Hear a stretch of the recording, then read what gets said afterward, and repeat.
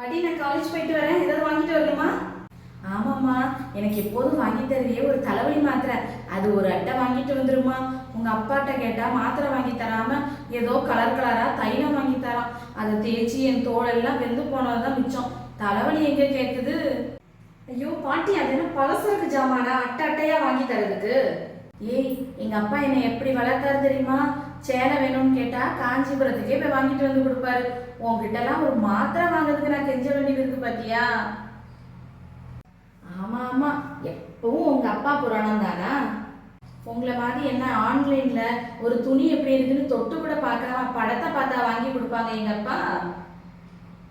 அப்படி பார்த்தா உங்களுக்கு வாரத்துக்கு 6 நாள் தலைவலி வருமா? ஆமாம்மா, என்ன பண்றது? ஒரு நாள் கை வலி, ஒரு நாள் முட்டி வலி, ஒரு நாள் வெயில் ஜாஸ்தினால தலைவலி வருது, ஒரு நாள் நேரத்துக்கு சாப்பிடாம தலைவலி வருது, அப்புறம் ஒன்ன நினைச்சு கூட ஒரு நாள் தலைவலி வந்துடுது. என்ன பண்ணட்டும்? ஐயோ, தலைவலி தாங்க முடியலையே. மாத்திரை வாங்கிட்டு வான்னு சொன்னேன், 2 நாளா சொல்லிட்டு இருக்கேன், வாங்கிட்டு வரலையே.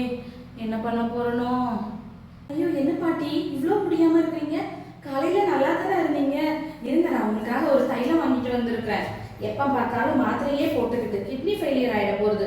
இதை ட்ரை பண்ணுங்க. குடு பார்ப்போம் எப்படி இருக்குன்னு.